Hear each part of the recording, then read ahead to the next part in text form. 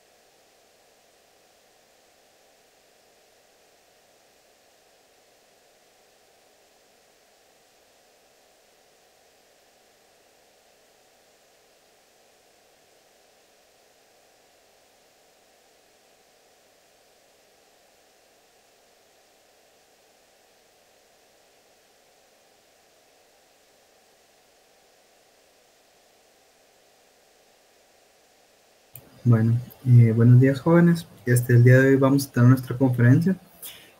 Solo les voy a dar un par de anuncios, ¿verdad? Con ustedes. Entonces, antes que iniciemos, tengo ahí un par de buenas noticias para ustedes. Entonces, espero que les guste, ¿verdad?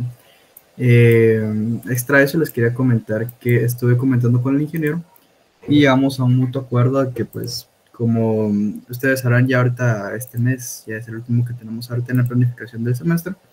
Por lo mismo estamos observando que para no afectarlos, ¿verdad? En sus notas, estamos viendo la manera de cómo reducir la carga de trabajo en el proyecto final. Por lo mismo voy a ver como una reducción para que ustedes no se les complique a la hora de la entrega de la segunda fase. Esto con el fin de apoyarlos. Entonces, les voy a presentar lo que es hoy el enunciado no oficial para que puedan tomarlo en cuenta. A eso se le va a reportar algunas cosas para que puedan terminar el proyecto, ¿verdad? Y extra eso, hoy vamos a tener lo que es nuestra conferencia. Para el día de hoy, por favor, les voy a solicitar que tomen una foto de la conferencia y eso les va a tomar como el cuarto 5. Entonces, por favor, no se les vaya a olvidar tomar su foto. La van a tomar con lo que es con la descripción de su nombre y su canal durante la transacción de la conferencia. Y pues solamente, ¿verdad, jóvenes? La verdad es que un gusto haberlos conocido a muchos de ustedes en presencial. A varios los pude ver lo que fue la semana pasada, entonces un gusto ahí. Estuvo agradable conocerlos a la mayoría. Entonces, qué agradable conocerlos de verdad, jóvenes. Entonces, vamos a comenzar con nuestro conferencia del día de hoy. Bueno, les voy a presentar aquí a mi compañero que es Moises David, que va a ser el día de hoy el que nos dará la conferencia, que espero que les vaya a servir en su proyecto y pues nada que les puedo decir, ¿verdad? Te dejo el tiempo, Moises. Cualquier cosa, pues ahí estamos, ¿verdad? Va, ¿qué tal, compañeros? Buenos días. Entonces, te voy a comenzar a presentar. Bienvenidos a la conferencia del día de hoy. Solo déjenme compartir.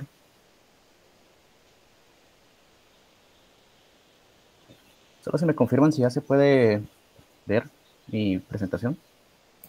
Sí, o sea, Va, nítido. Bueno, entonces, bienvenidos, compañeros. Hoy vamos a estar tratando el tema de las bases de datos. Vamos a estar viendo todos los aspectos respecto al modelado y la implementación de una base de datos relacional, que es la que tengo entendido que van a estar viendo en su proyecto. Bueno, antes que nada me presento, mucho gusto. Mi nombre es Moisés Maldonado. Actualmente pues soy ahí desarrollador en diferentes lenguajes de programación y pues tengo unas cuantas certificaciones, entre ellas sobre el lenguaje estándar de consulta, el SQL, que pues es bastante importante para el manejo de las bases de datos. Entonces, pues nada, mucho gusto. Ahí está mi información de contacto por si tienen alguna duda, alguna cuestión ahí, pues no duden en escribirme y con gusto los puedo atender. Bueno, vamos a revisar la agenda del día de hoy. Traté de estructurar los contenidos de forma de que les fuera más sencillo asimilar todos los conceptos que vamos a estar revisando. Entonces, vamos a empezar ahí con un poquito de teoría y ya en la parte final, pues vamos a revisar un ejemplo que les traigo para que podamos aplicar todo lo que estuvimos viendo en la conferencia. Bueno, vamos a empezar primero con la introducción a las bases de datos. Y lo primero que vamos a hacer es definir qué es una base de datos. Bueno, nosotros vamos a tomar una base de datos como la recopilación de datos de manera sistemática, estructurada, que se va a almacenar electrónicamente para... A ver, una duda. Ok. Bueno, que se va a almacenar electrónicamente pues para que persista la información y la podamos tener ahí dispuesta para poder consultarla.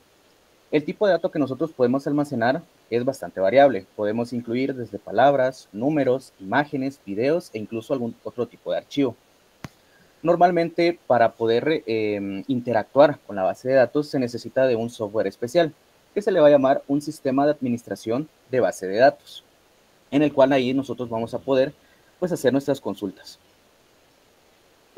La base de datos surge como una solución porque anteriormente, o bueno, en algunos lugares todavía se mantiene ese formato, pero normalmente se guardaba la información en sistemas de archivos físicos, como está aquí en la imagen. Esto no era tan óptimo porque estaba muy expuesto a daños en el medio, estaba expuesto a que la información pues no fuera íntegra, ¿verdad? Cualquiera podía acceder a la información, podía hacer alguna modificación o digamos si algún documento se actualizaba y necesitaba enviarse a otra parte, pues esa gestión solía tardar días, entonces no era un sistema muy óptimo para poder almacenar la información. Más aún cuando la cantidad de información se hacía demasiado grande. Imagínense, estamos hablando de, por ejemplo, miles de datos, tener que ir a buscar un documento, un dato en específico, la búsqueda se hacía bastante lenta. Entonces, con base a todo esto, pues surge la necesidad de crear una solución para este problema. Entonces, antes de pasar directamente a la base de datos, vamos a repasar un poquito cuál es la línea de tiempo y la evolución que han tenido las bases de datos para entender la importancia de las mismas. Vamos a empezar en la década de los 60. Aquí en esta década se empieza a pensar en una solución para poder abordar este tema de cómo se almacenaban los datos. Es aquí donde surge en una conferencia en esta década, donde nace el lenguaje de programación COBOL. Yo no sé si alguno de ustedes ha escuchado el lenguaje de programación COBOL, pero actualmente es un lenguaje bastante utilizado por los sistemas bancarios, porque precisamente en esta conferencia nace este lenguaje que permitía procesar una cantidad bastante grande de transacciones. Entonces ellos empiezan acá a formar un lenguaje que les permita manejar precisamente esa gran cantidad de datos y de una manera óptima, ¿verdad? Porque estamos hablando de un manejo bastante alto de datos y que la respuesta, el tiempo de respuesta también sea bastante rápido. Entonces, luego pasamos a la década de los 70. Aquí en la década de los 70 empiezan a surgir ideas de modelos para las bases de datos. Cuando nosotros hablamos sobre la base de datos, no nos centramos directamente solo en el software que vamos a utilizar o en los scripts que vamos a utilizar, sino que también conlleva un trasfondo que sería la parte del diseño. Cuando nos enfocamos en las bases de datos, necesitamos primero pasar por una fase de diseño, en el cual nosotros vamos a escoger un modelo para aplicarlo a nuestra base de datos. Entonces aquí se empiezan a crear diferentes ideas, propuestas de modelos, y entre ellos surge uno que llama bastante la atención, que es el modelo de bases de datos relacionales. Aquí empieza a surgir este concepto. Luego tenemos en la década de los 80 un punto de inflexión bastante importante, y es que aparece el lenguaje de consulta estándar, el lenguaje estándar de consulta, o bien en sus siglas en inglés, SQL.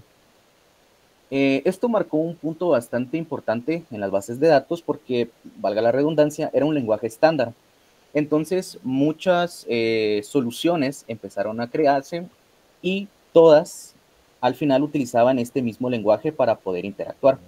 Entonces, esto lo hizo una solución bastante comercial y las bases de datos empiezan a tomar una medida importante en el mercado. A día de hoy, el SQL se sigue utilizando, si bien es cierto que dependiendo qué herramienta estemos ocupando en la base de datos, pueda llegar a cambiar un poquito la estructura del lenguaje, pero yo diría que tal vez en un 90% el lenguaje sigue siendo el mismo. Entonces, esto nos da una flexibilidad al momento de poder estar trabajando en diferentes gestores de bases de datos y al final poder estar realizando las mismas operaciones. Luego pasamos a la década de los 90. Aquí las bases de datos empiezan a tener un auge bastante más importante con el surgimiento de la tecnología y empieza a emerger un nuevo líder que es Oracle. No sé si han escuchado sobre Oracle, pero actualmente es uno de los líderes de los proveedores de las bases de datos relacionales. También empiezan a surgir otras herramientas, como por ejemplo puede ser Excel o Access, que también empiezan a aparecer. También, yo no sé si alguno de ustedes ha utilizado a Access. La verdad, a día de hoy, hay un debate ahí, perdón, hay un pequeño debate ahí sobre si Access realmente es una base de datos. Hay algunas personas que no lo consideran una base de datos pura como tal. Sin embargo, yo recuerdo que hace como 2 años más o menos, Access estaba subiendo en el ranking de las bases de datos más utilizadas. Entonces, pues ahí hay que ver el debate, ¿verdad? Y esto también es importante. Nace también Excel, que venía aquí ya a utilizarse en las empresas. Y aquí también surge otra pequeña duda, si realmente Excel la podemos considerar una base de datos. Yo no sé qué piensan ustedes, si consideran Excel una base de datos, pero la respuesta corta es que no. Excel no es una base de datos, es una hoja de cálculo. Y esta hoja de cálculo pues no tiene las características de una base de datos, que básicamente es tener una llave de valor, está relacionada, y lo más importante, Excel no puede trabajar con una gran cantidad de datos. Normalmente con unos 10,000, 15,000 datos, Excel ya empieza a fallar, porque Excel utiliza la memoria RAM de las computadoras para cargar los datos mientras está trabajando. Entonces, precisamente por eso, imagínense un sistema bancario que tiene más de 10,000 datos, pues Excel no lo soportaría. Entonces, la respuesta corta, Excel no es una base de datos. Luego pasamos ya a la década de los 2000. Aquí también surge bastante interacción con las bases de datos, sigue subiendo el auge de las bases de datos, porque nace la programación orientada a objetos. Yo creo que ustedes ya han visto eso, esperaría yo que ya hayan visto eso, pero este nuevo paradigma de programación permitió estructurar de una mejor manera la forma en la que se interactuaba con la base de datos. Entonces, aquí también con el nacimiento de Internet, también tuvo un auge la comunicación con las bases de datos.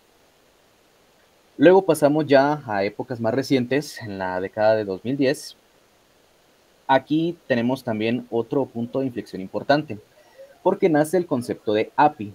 Yo no sé si también conocen cuál es el concepto de API, pero una API es básicamente un mecanismo que permite a dos componentes de software que se comuniquen entre sí.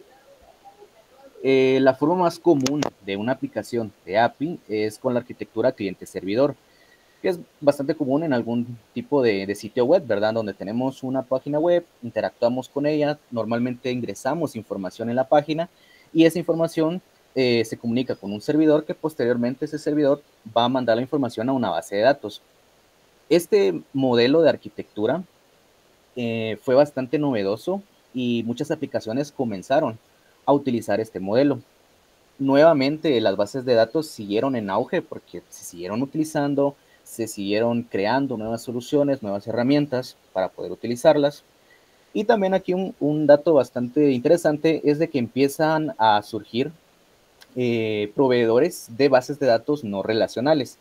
Más adelante, cuando miremos los tipos de bases, vamos a ver que esta solución también suele ser bastante efectiva en algunos casos, las bases de datos no relacionales. Luego pasamos ya a épocas antes de la pandemia. La verdad es de que el auge de las bases de datos ha ido en aumento. Es una parte importante a día de hoy, porque no hay empresa grande o aplicación grande que nosotros utilicemos que no ocupe una base de datos. Hoy casi que cualquier aplicación con la que nosotros vamos a interactuar necesita almacenar nuestros datos y pues hace uso de las bases de datos. Entonces ya se ha vuelto prácticamente una necesidad, algo obligatorio que necesitamos, precisamente porque las bases de datos nos van a brindar un grado de seguridad y protección de nuestra información, ya que, como lo mencionaba anteriormente, pues los sistemas de archivos físicos estaban propensos a algún deterioro por el ambiente o algún tipo de daño que hacía una pérdida irrecuperable. Les pongo un ejemplo. Yo, aquí por donde vivo, hay una escuela y ya hace varios años tuvieron ahí un pequeño incendio en la oficina de donde tenían los datos, y pues esa información se perdió y ya pasó bastante tiempo. A día de hoy las personas que tenían toda su información ahí pues nunca la pudo recuperar, y pues es un problema, ¿verdad? Es información sensible que nos sirve. Entonces, con las bases de datos nos ahorramos ese tipo de inconvenientes, porque normalmente una base de datos tiene sus respaldos, tiene copias de seguridad, que al momento de haber algún fallo bastante dañino, pues la información se puede recuperar. Entonces, este tipo de soluciones con una base de datos se nos vuelve bastante efectiva a día de hoy a tratar con la información, más aún si es información sensible y información que vamos a estar ocupando con tiempo. Incluso ahorita, ya 5 años después, con el tema de la pandemia, que nos fuimos a la virtualidad, también hubo un crecimiento en los usuarios de muchas aplicaciones.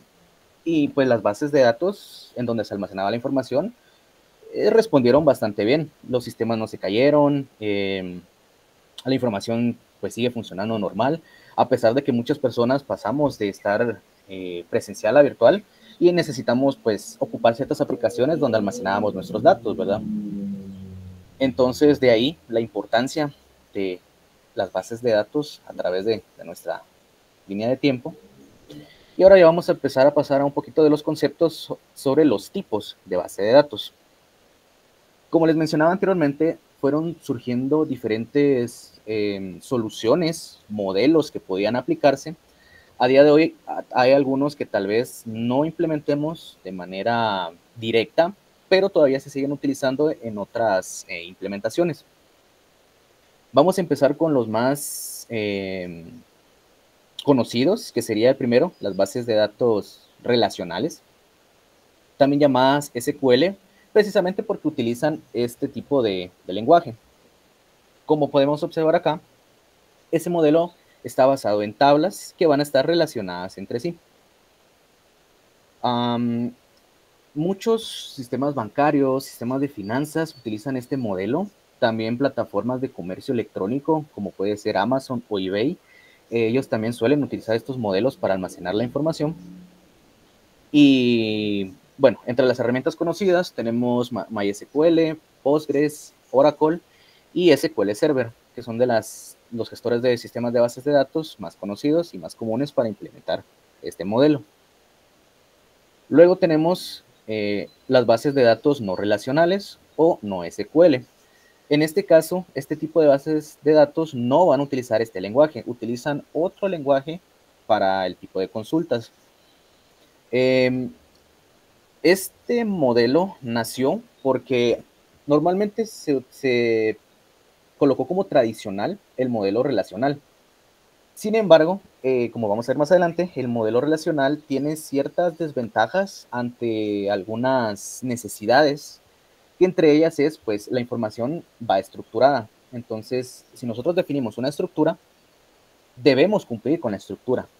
Sin embargo, hay a veces hay algunos casos donde nuestra información no necesariamente va a ir estructurada y en ese momento nosotros no podemos utilizar una base de datos relacional.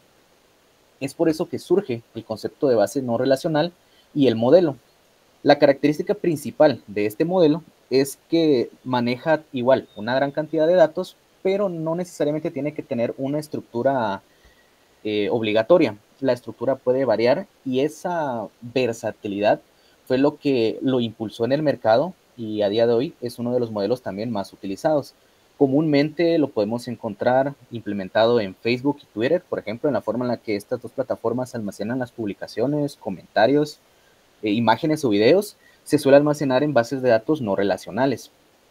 Entonces, asimismo, estas bases de datos suelen ser también un poquito más rápidas al momento de las búsquedas, precisamente por su estructura que no es tan compleja. Y bueno, también incluso Netflix, también ellos suelen utilizar bases de datos no relacionales para el análisis de los hábitos de las personas, las películas que miran, ¿verdad? Y con base a eso ellos pueden recomendar contenido y normalmente toda esa información también la almacenan en bases de datos no relacionales. Bueno, el gestor más conocido de este tipo de bases es MongoDB y la verdad es de que es bastante interesante la forma en la que trabajan estas bases de datos. Luego tenemos otras implementaciones, otros modelos, como puede ser el modelo jerárquico, que si se dan cuenta está acá, que tiene una forma de árbol, una estructura de árbol, donde vamos a tener normalmente un padre y un hijo.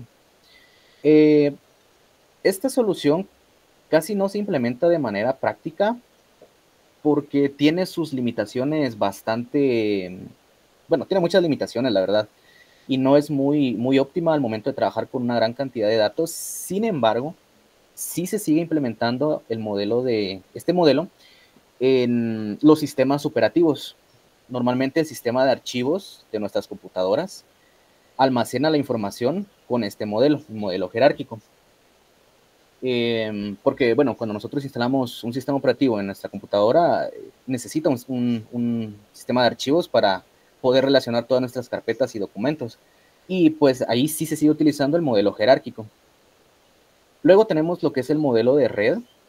Es bastante similar al modelo jerárquico, con la única diferencia que podemos tener diferentes relaciones entre los nodos. Si se dan cuenta, aquí teníamos una relación exclusiva de padre e hijos, y aquí, yo creo que se alcanza a ver, tenemos que un hijo también puede estar relacionado con otro nodo de otra parte del árbol, ¿verdad? Entonces, esa interacción, esa relación es un poco más flexible en el modelo de red. Normalmente este modelo se puede utilizar tal vez en alguna gestión de inventarios, donde tenemos una cadena de suministros y donde un producto puede estar asociado con múltiples proveedores y almacenado en varios almacenes, por ejemplo.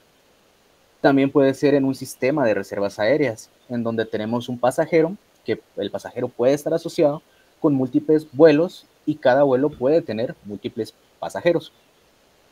Eh, si bien es cierto que este tipo de modelo es un poco más flexible, todavía sigue teniendo limitaciones y normalmente tampoco lo vamos a utilizar en una solución práctica. Luego pasamos al modelo de orientado a objetos. Este modelo de base de datos es bastante interesante. Este sí es cierto que sí se sigue utilizando, especialmente en aplicaciones de diseño y simulación, y lo que son videojuegos. Este tipo de base de datos va a almacenar sus datos en forma de objetos. Recordemos, bueno, yo creo que sí han visto programación orientada a objetos, espero yo, pero recordemos que ahí tenemos, un objeto va a tener asociados sus propios datos, sus propios métodos. Entonces, este tipo de base de datos va a guardar como tal ese objeto y pues va a permitir una integración eficiente con el código de las aplicaciones.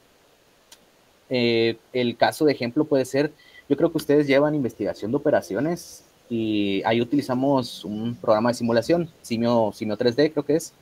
Por ejemplo, ese programa se utiliza una base de datos en objetos, ¿verdad? Donde se guardan todos nuestros objetos con sus propiedades y sus métodos que estén relacionados. Y también lo más conocido es en las aplicaciones de videojuegos. Los motores gráficos como Unity almacenan los objetos del juego con sus atributos y los comportamientos que va a tener el objeto en una base de datos orientada a objetos. Este modelo sí se sigue utilizando actualmente, solo que pues al menos aquí en la universidad no lo llegamos a ver, pero este sí tiene una aplicación práctica en la actualidad. Luego tenemos el modelo de sistemas de bases de datos distribuidas. Este, más que un modelo, es una forma de nosotros poder implementar ya a nivel físico una base de datos, que es básicamente donde nosotros repartimos la información entre varios puntos en diferentes ubicaciones geográficas, físicas, que mejoran la disponibilidad, escalabilidad y redundancia de los datos. Entonces, digamos, si nuestra base de datos tiene su centro, por ejemplo, en Estados Unidos, este modelo va a distribuir diferentes puntos. Por ejemplo, va a haber un punto aquí en Guatemala. Entonces, la comunicación entre Guatemala y la base de datos pues, va a ser más rápida que si tenemos que esperar una conexión hasta el centro allá en Estados Unidos. Entonces, en eso se basa este modelo en el que pues, hay que repartir en diferentes puntos geográficos para mejorar ese tipo de respuesta a las consultas a la base de datos. Normalmente esto lo vamos a ver en servicios de la nube, con el más conocido que es Google Drive, donde pues tienes múltiples servidores en diferentes partes del mundo que garantizan precisamente el acceso rápido y sobre todo la seguridad de los datos. ¿Por qué? Porque la información al estar distribuida, lo que comentaba, ¿verdad? Si digamos nuestra base de datos central llegara a tener algún fallo, la información se pierde o algo relacionado, los diferentes puntos van a estar con la información. Entonces tenemos diferentes también respaldos y pues no se va a perder como tal esa información. Luego tenemos lo que es el modelo dimensional. No se los haré acá porque este ya es un tipo de datos más avanzados que está enfocado en el análisis de datos. Normalmente sí ya es para algún tipo de, por ejemplo, un análisis de ventas en el mercado o un análisis financiero. Pero sí ya no es tan enfocado como para lo que vamos a estar tratando ustedes en el curso y pues en la conferencia. Entonces vamos a pasar directamente a la otra parte. Bueno, como tal, vamos a enfocarnos en las bases de datos relacionales, que es lo que ustedes van a estar utilizando en su proyecto y lo que nos compete en la conferencia. Las bases de datos relacionales tienen ventajas. Entre ellas tenemos la integridad y consistencia. Como les decía, estas bases de datos necesitan una estructura que nosotros vamos a definir. Y es precisamente esa estructura la que nos va a garantizar estas dos propiedades. Luego tenemos el lenguaje de consulta, ¿verdad? Este tipo de bases las vamos a interactuar con el lenguaje de consulta SQL, que pues no es bastante complicado de utilizar, es bastante intuitivo y pues nos vamos a ocupar con eso. Y lo otro es la alta seguridad. Normalmente los gestores, los sistemas, el programa que vamos a utilizar para interactuar, tiene bastantes configuraciones que nos protegen a nosotros de diferentes formas de vulnerabilidades. Por ejemplo, algún ataque que quieran ahí ingresar a nuestra base de datos. Las configuraciones que traen estos gestores son bastante eficientes y pues nos protegen directamente. Además que como tal, el modelo de base de datos relacional, precisamente por las estructuras y algún otro elemento que nosotros definamos, también garantiza la seguridad. Son bastante eficientes. Claro, eso no quiere decir que estemos exentos a algún ataque. Si nosotros no tenemos cuidado en diseñar la base de datos correctamente, tiene vulnerabilidades y pueden ser explotadas. Pero en general tiene una alta seguridad, por lo menos tiene mayor seguridad que, por ejemplo, una base de datos no relacional. Bueno, tenemos lo que son las desventajas. Requieren una mayor capacidad de procesamiento y almacenamiento.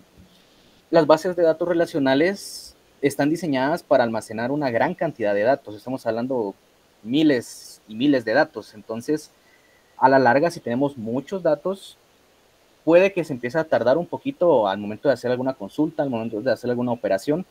El procesamiento suele tardarse. Claro, al final estamos hablando de una diferencia de milisegundos o, si tal vez es mucha información, segundos, lo cual pues sigue siendo un tiempo bastante rápido. Y pues, como les decía, ¿verdad? Son menos flexibles para almacenar datos no estructurados, precisamente porque como creamos nosotros nuestra propia estructura, pues esa estructura se tiene que cumplir. Entonces, si nosotros queremos meter otra estructura, simple y sencillamente nos va a dar un error porque pues, no se puede. Entonces, bueno, este es el tipo de base de datos que vamos a estar viendo ya específicamente. Bueno, vamos a pasar entonces a la parte del modelado de datos. Yo aquí les agregué esta pequeña sección que te las comento así brevemente. Las bases de datos relacionales están muy relacionadas con estas propiedades, porque las bases de datos relacionales se relacionan mucho con el concepto de transacción, están enfocadas en las transacciones y las transacciones necesitan garantizar estas cuatro propiedades. Estas propiedades nosotros las vamos a definir en el diseño de nuestra base de datos. Solo denme un momento. Ahí está, perdón. Bueno, estas propiedades nos van a garantizar a nosotros que nuestra base de datos está cumpliendo con lo mínimo, ¿verdad? Son propiedades que sí o sí se tienen que cumplir. Se las comento brevemente. Tenemos la propiedad de atomicidad, en el cual las transacciones se tienen que cumplir o no se cumplen. Les pongo un ejemplo bastante básico. Si yo, por ejemplo, voy a hacer un retiro de dinero de mi cuenta y lo voy a depositar hacia otra cuenta, yo ahí estoy haciendo dos operaciones. La primera es que estoy restando dinero de mi cuenta y voy a sumar esa cantidad a otra cuenta. Estoy haciendo dos operaciones. La atomicidad me dice que yo necesito garantizar que las dos operaciones se completen con éxito. Si una de las dos llega a fallar, yo no tengo por qué hacer completar la transacción y debo revertir esos cambios. Es decir, por ejemplo, yo retiré dinero, pero algo pasó y a la cuenta donde yo iba a depositar ya no se hizo ese depósito. Entonces, lo correcto es de que ese dinero que se me retiró, pues se me sea reembolsado. Si no me reembolsan ese dinero, ahí tenemos un fallo, ¿verdad? Porque me quitaron dinero y ya no me lo devolvieron. Entonces, la atomicidad garantiza eso, ¿verdad? De que si a mí me quitan dinero, algo pasó, pues ese dinero me regresa, ¿verdad? Porque la transacción no se completó. Luego tenemos la consistencia, donde solo vamos a guardar datos válidos.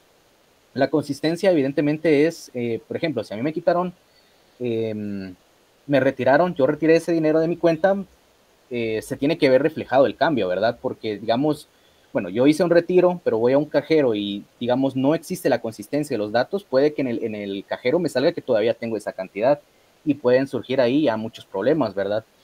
Entonces, la consistencia de datos es bastante importante tomar en cuenta.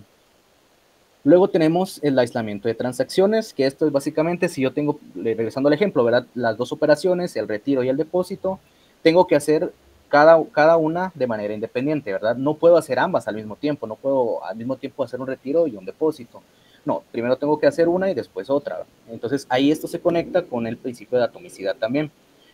Y finalmente la durabilidad, que los datos escritos se tienen que persistir, ¿verdad? Nosotros cuando trabajamos con bases de datos, esta es una de las propiedades más importantes porque los datos tienen que estar ahí guardados, ¿verdad? No es que estemos en el programa y hagamos alguna operación y si nos salimos, pues se pierde todo, ¿verdad? Es precisamente el concepto de esto, de que los datos tienen que persistir. Y bueno, estas son las propiedades que garantizan una buena base de datos relacional, ahí para que quede en su conocimiento. Bueno, ahora sí pasamos a la teoría y a empezar a explorar un poquito las bases de datos relacionales. Bueno, como habíamos visto, la base de datos relacional se va a basar en tablas que van a estar relacionadas. De ahí su nombre, ¿verdad? Base de datos relacional. Normalmente vamos a llamar a nuestra tabla, también se le suele llamar entidad, una entidad. La entidad va a ser como tal nuestra tabla. Nuestra tabla va a tener un nombre. Como buena práctica, el nombre tiene que ir en singular, ¿verdad? Yo no coloco tabla cliente, sino tabla cliente. Pero bueno, eso suele ser un poquito irrelevante, ¿verdad? Es solo más que todo a nivel de buenas prácticas y el diseño de la base, ¿verdad? Bien, nuestra tabla va a estar compuesta por filas y columnas. A las filas se les suele llamar registros y a las columnas se les suele llamar campos. Los campos son atributos de nuestra entidad que van a compartir en todos los registros. Por ejemplo, yo aquí tengo el atributo de nombre, el atributo de dirección y ciudad. Y bueno, el registro va a corresponder a cada nueva fila que nosotros vamos a ingresar en nuestra tabla, donde pues va a tener cada uno de los atributos que nosotros definimos, que no necesariamente tienen que ser los mismos, como pueden observar. Bueno, yo creo que estamos claros con esta parte. Igual si tienen dudas, pues me pueden escribir en el chat o abrir en el micrófono y me pueden ir preguntando. Bueno, como les decía, ¿verdad?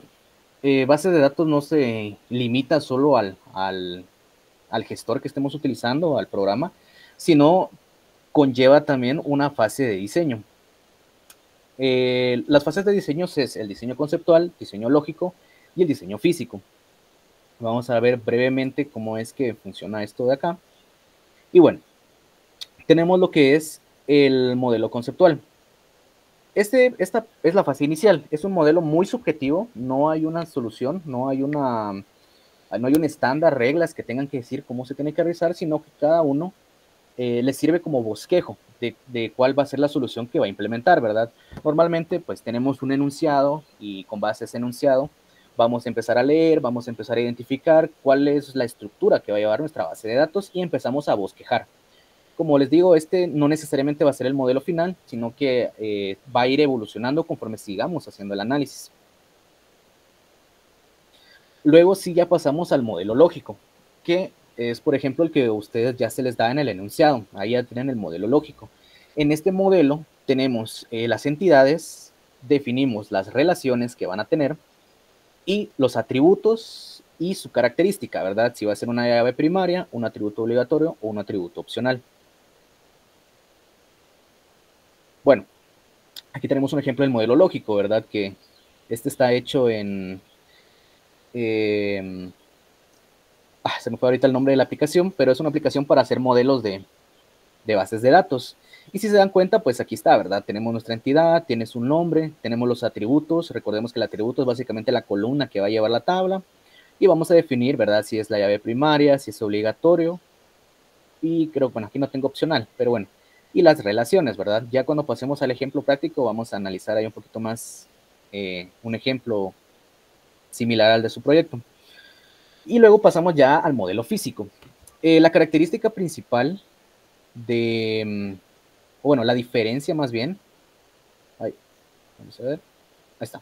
La diferencia más bien es de que nosotros acá, este modelo está diseñado para que funcione en cualquier base de datos, siempre y cuando sea relacional, ¿verdad? Me refiero a, digamos, si yo estoy usando MySQL y quiero usar SQL Server, que es otra herramienta diferente, el modelo lógico debería funcionar para que yo construya la base de datos en cualquier gestor.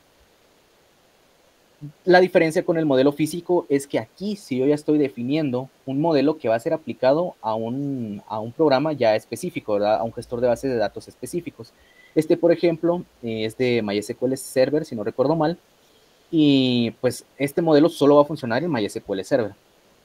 Entonces aquí ya pues tenemos características extras como las claves foráneas, índices o restricciones si hubieran, el tipo de datos que vamos a utilizar, ¿verdad? Entonces, bueno, así se miraría ya un modelo completo, ¿verdad? No sé si ya habían visto el tema de llaves foráneas, pero si no, les hago aquí una pequeña retroalimentación. La llave primaria y la llave foránea. Cuando hablamos de una llave primaria, estamos hablando de un atributo de nuestra tabla cuyos valores van a ser únicos por registro, ¿sí? No se van a repetir. Por ejemplo, en esta tabla, el ID de departamentos tiene valores diferentes. Bueno, este sería mi llave primaria.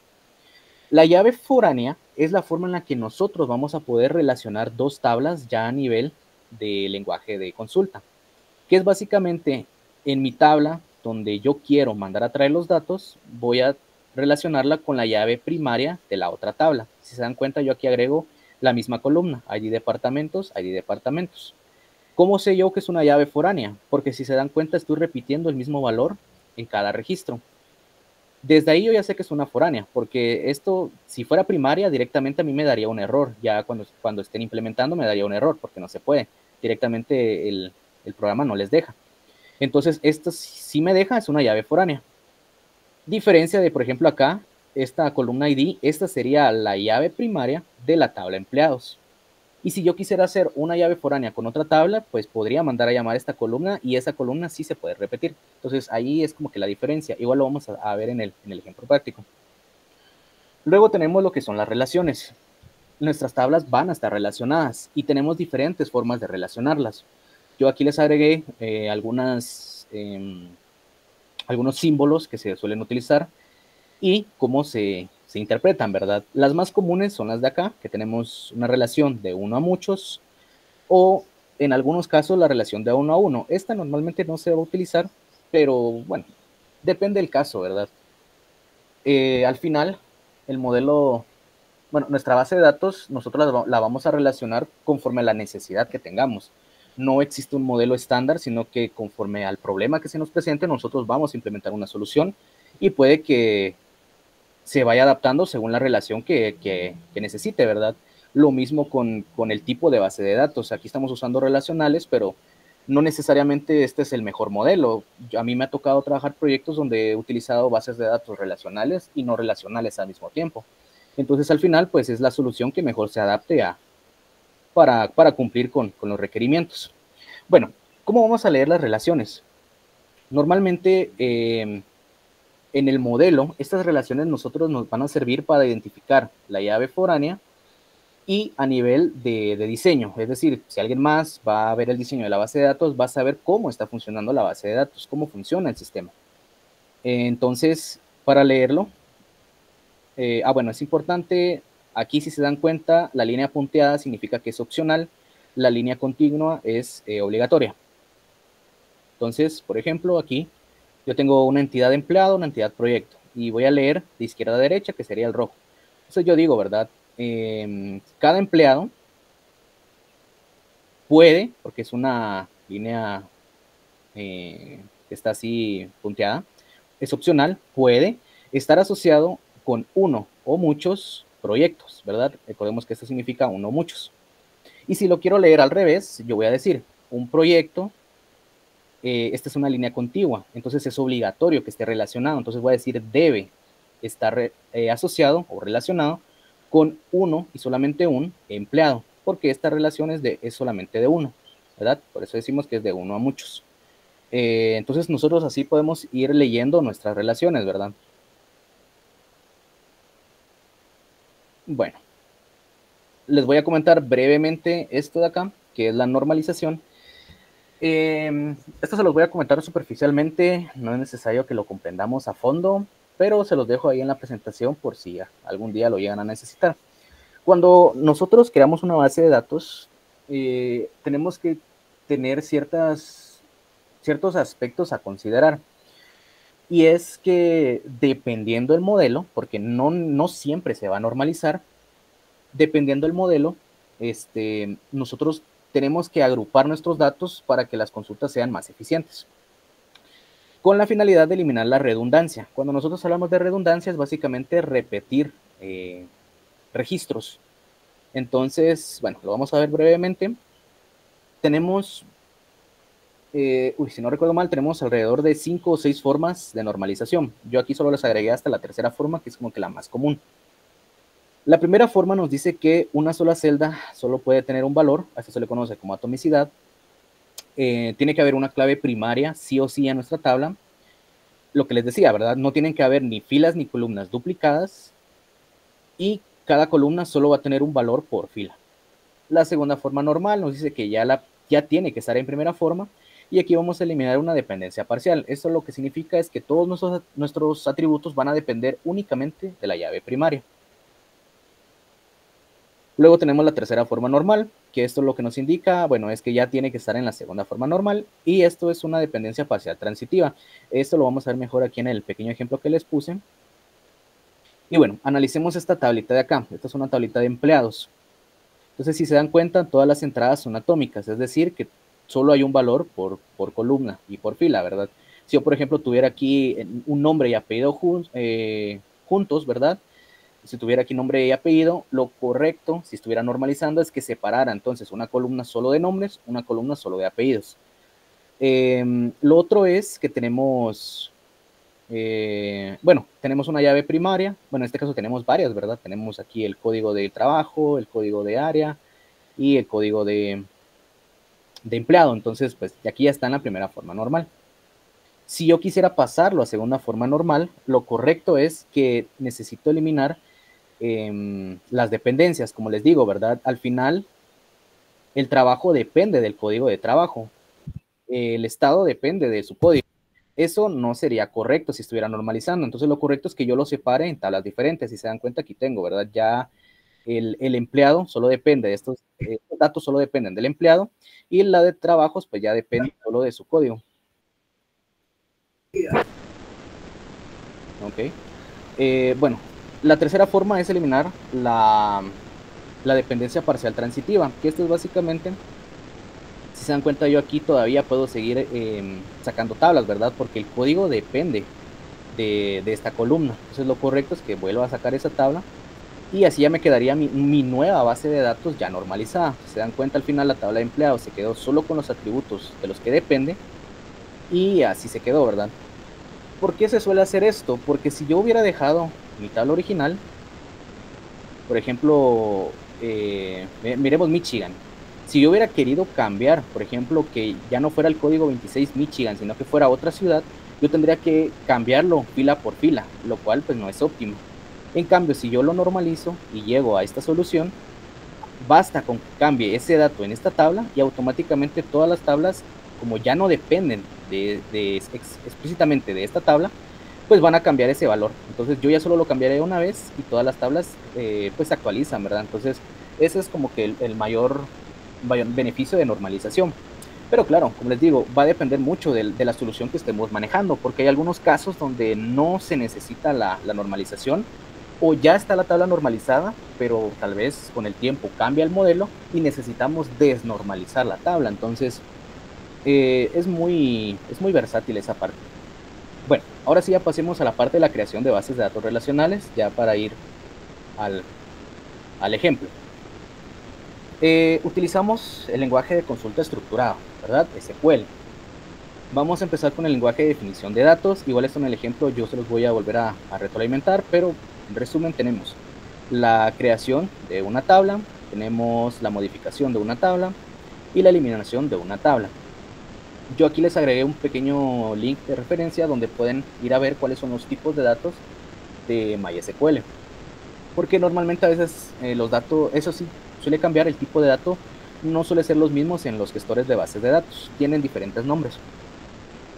Bueno, luego tenemos lo que son las cláusulas. Se los traté de resumir aquí para no explicarme mucho acá, pero tenemos aquí las diferentes palabras con las que podemos interactuar, ¿verdad? Aquí está cómo van a funcionar, ¿verdad? Tenemos las más comunes que sí o sí vamos a utilizar, por ejemplo, from, que va a especificar la tabla donde vamos a ir a traer los datos, el where, que es para ir a buscar los datos basados en condiciones, y el order by, que ese también nos suele servir para ordenar los registros luego de una consulta.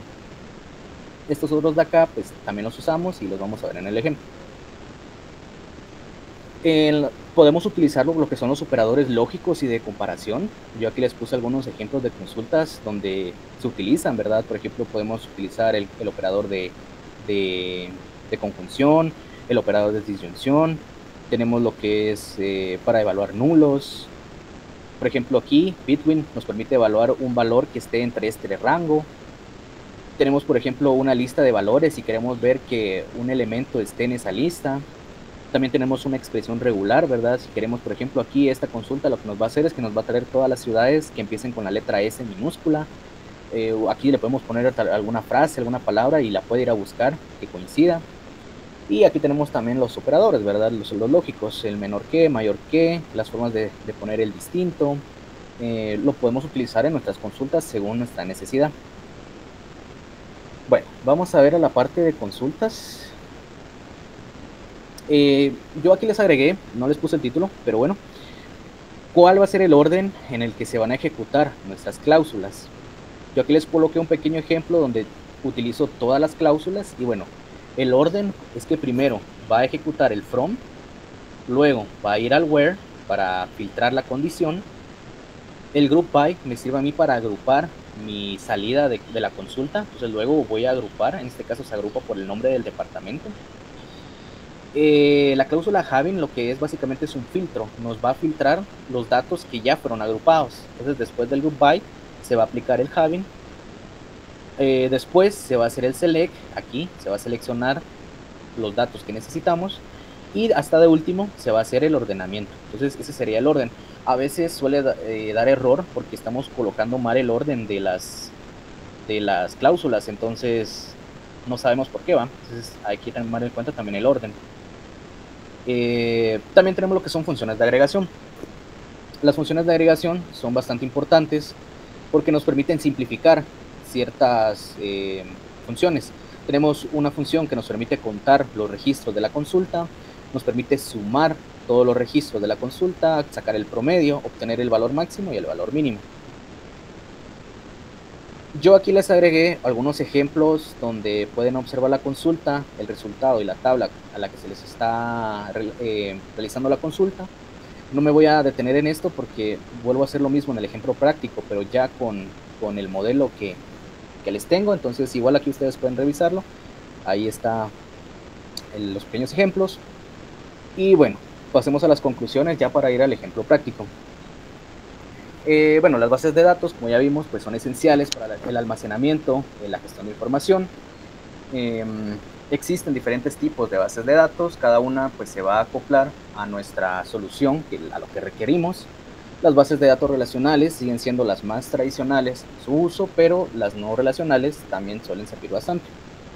El uso de bases de datos mejora la toma de decisiones en las organizaciones porque sus datos están estructurados, y la seguridad y el mantenimiento son aspectos fundamentales de la gestión de base de datos. Entonces, bueno, vamos a pasar al ejemplo práctico en lo que comparto ahí. No sé si alguno tiene alguna duda, algún comentario. Si no, pues voy a pasar al ejemplo. Vamos a ver.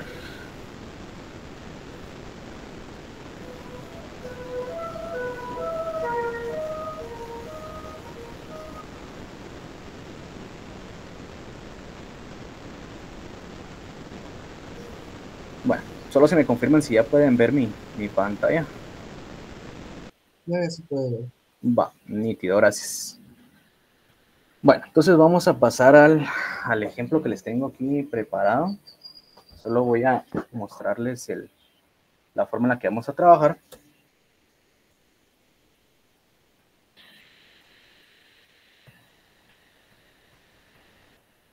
Bueno, estaba revisando ahí su proyecto y les voy a dar aquí un ejemplo similar. Bueno, en su proyecto,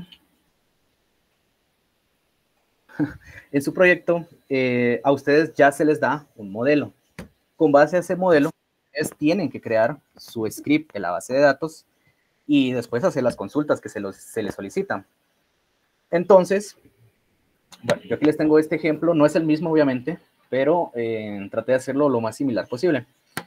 Yo aquí utilicé una base de datos para un sistema de ventas.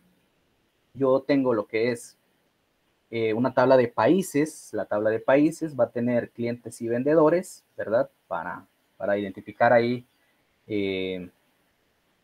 por ejemplo, vendedores y clientes de un mismo país. La tabla de cliente va a tener una tabla de la orden que va a estar solicitando, ¿verdad? Al momento de hacer una compra. Esa orden va a tener una tabla de detalle donde se va a especificar todo lo que se compró. En este caso, yo quise que en mi detalle saliera cuál fuera la información del vendedor con el que hizo la compra, entonces por eso se relaciona aquí también. Y finalmente tengo lo que es la tabla del producto, que pues va a indicar lo que se compró, y la categoría del producto, para llevar un control un poco más específico. Solo permítanme un momento. Ahí está, perdón. Bueno, entonces, lo que les decía, ¿verdad? Con base a este modelo, ustedes van a construir su script.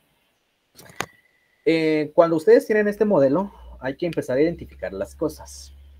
Los que tienen una llavecita van a ser nuestras llaves primarias. Los que tienen el punto rojo va a ser la llave foránea. La llave foránea con la cual estamos relacionando la tabla. El punto azul va a indicar un atributo que es obligatorio. Y el punto como blanco va a indicar un atributo que sea opcional. Bueno, eso sería lo primero. Entonces, vamos a pasar ya a la construcción. Yo aquí ya lo tengo hecho por cuestiones de tiempo y se los voy a ir explicando. Bueno, lo primero es esto de acá. Ustedes van a indicar que van a crear un nuevo esquema. Yo siempre le agrego esta cláusula de acá, es si no existe. Si no existe mi base de datos, que la cree. Y si existe, pues no lo va a hacer, ¿verdad? Esto no es necesario, solo que si no lo agregan, tengan en cuenta que si van a ejecutar, por ejemplo, crear una tabla que ya existe, les va a dar error, porque ya existe. Tienen que eliminar primero la tabla o la base de datos. Bueno, después de que ustedes ya crean su base de datos, le van a indicar que van a utilizar esa base de datos, porque aquí ustedes pueden tener varias. Yo aquí ya tengo dos, entonces tengo que especificar cuál va a ser la base que voy a estar ocupando. Bueno, ahora pasemos cómo vamos a empezar a crear las tablas. Vamos a empezar con categoría. Va, miremos pues. El nombre de la tabla, lo correcto es de que yo se lo dejé igual, ¿verdad? No hay por qué cambiarlo. Entonces, categoría.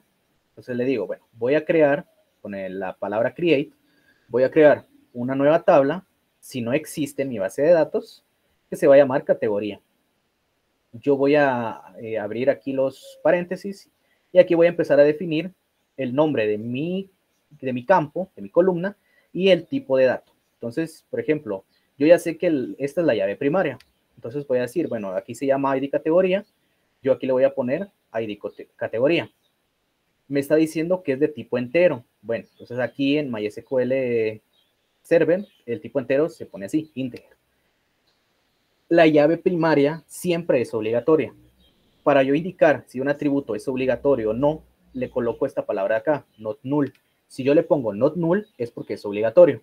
Si no se lo pongo, se queda como un atributo opcional. Entonces, ahí ya pueden ustedes empezar a ir viendo cómo va la cuestión. En este caso, después me indica un nombre de categoría, me dice que es obligatorio y que va a ser un varchar de 100. Bueno, entonces le pongo nombre de categoría, el tipo va a ser un varchar de 100 y como es obligatorio le pongo not null. El varchar me va a indicar cuántos caracteres voy a permitir guardar en este campo. En este caso le estoy diciendo que me va a guardar 100 caracteres. Y bueno, la llave primaria, como yo defino la llave primaria, la definición siempre se hace de último y le voy a decir, de esta tabla, mi llave primaria va a ser la columna ID categoría, que es esta de acá. Y hoy ahí ya creé mi tabla con mi llave primaria, mis campos con su tipo de dato y si es obligatorio o opcional. Notemos algo importante. El ID categoría. Si se dan cuenta, yo aquí le pongo directamente not null. Con esta forma, yo manualmente tengo que insertar cuál va a ser el ID de la categoría. Como esta es la llave primaria, recordemos que tienen que ser datos que no pueden ser repetidos. A veces suele ser bastante tedioso hacerlo manual porque perdemos cuál es el último valor que toca de identificador y colocamos uno que ya existe, nos va a dar error y perdemos ahí el orden. ¿De qué manera nosotros podemos evitarnos ese dolor de cabeza? Podemos agregar en la llave primaria esta palabra de acá, autoincremental.